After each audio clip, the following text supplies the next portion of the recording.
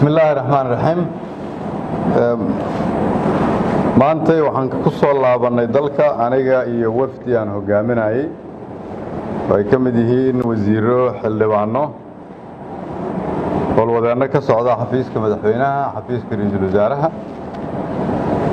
wafdigaasi waxa uu kormeer ku tagay midowga Yurub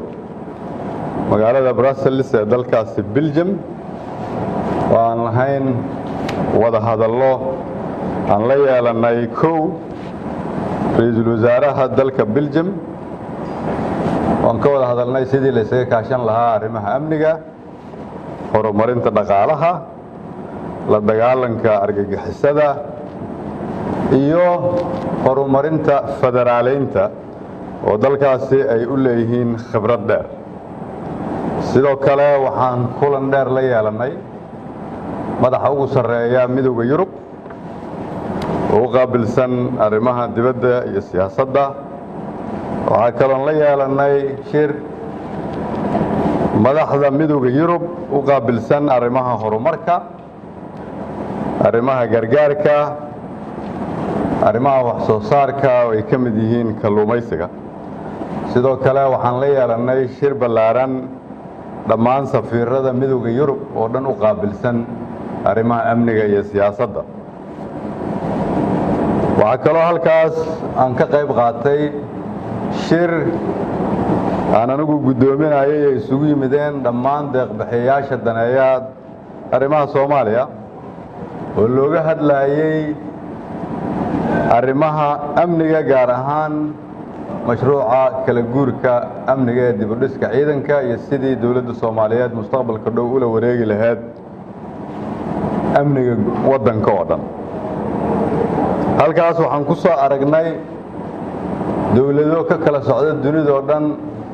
oo aaminsan Soomaaliya inay qorayso taariikh cusub Soomaaliya inay gedisay page cusub Soomaaliya inay leedahay fursad cusub oo aaminsan in caawinaadda hadda ay Soomaaliya caawinayaan ay ka duwan tahay caawinaadii hore maadaama ay aaminsan yihiin inay qayb ka noqonayaan taariikh cusub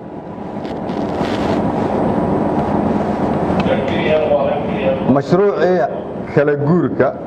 ee amniga oo la ansixiyay adduunyaduna ay aqbashay iyadoo nagu hogaamiyo madaxweynaha jamhuuriyadda federaalka Soomaaliya inay nagala shaqeyn doonaan sidii loo hirgelin lahaa ka sokow midowga Yurub iyo dawladda Soomaaliyeed waxay ku heshiiyeen arrimaha soo socda in midowga Yurub uu siiyo kaalmo dhaqaale oo lagu kabi doono miisaaniyadda dalka oo gaaraysa 100 milyan oo euro taasoo ugu dhiganta qiyaastii 120 milyan oo dollar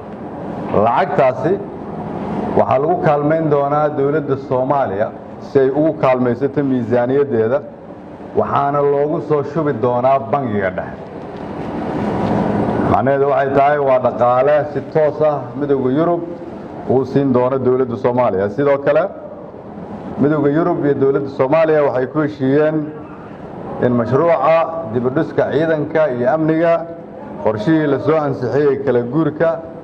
in midowga Yurub ay ku kaalmeeyaan dhaqaale gaaraya 80 milyan oo euro oo u dhigma qiyaastii 100 milyan oo dollar sida maanta ay tahay sidoo kale waxaan ku heshiinay inay nagala shaqeeyaan arrimo ay ka mid yihiin horumarinta khayraadka gaar ahaan kalluumaysiga oo ay nagala shaqeeyaan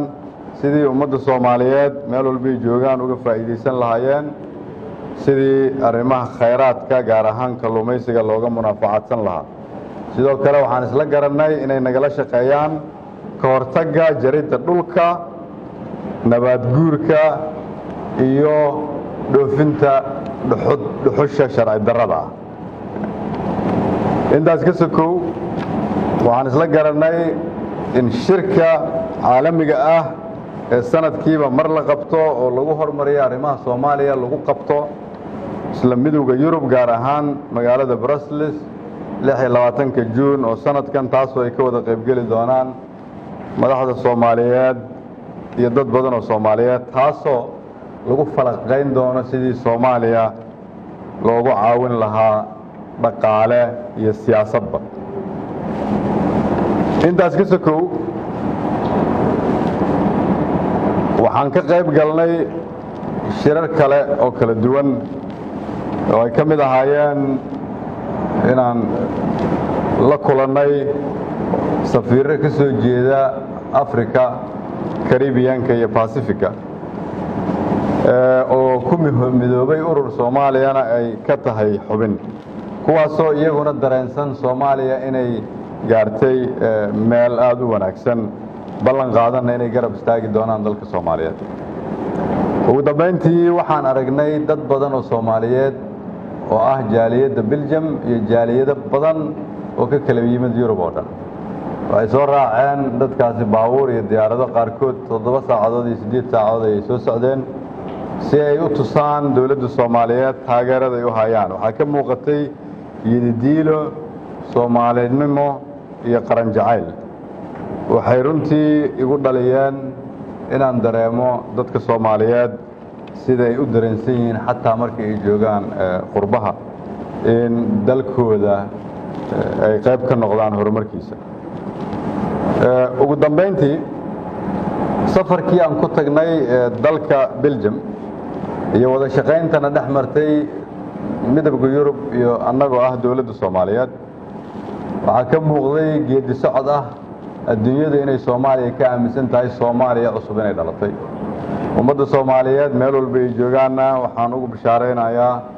in maadaama adduunyada ay sidaas naga aaminsan tahay innaguna kulligeen si aan uga faa'iideysano fursadda hadda aan idin sheegay iyo kuwa kale oo hor yaalla oo isi soo daba socda inaad nagala shaqaysaan midnimada iyo xoojinta qarannimada Soomaaliyeed waa mahadsan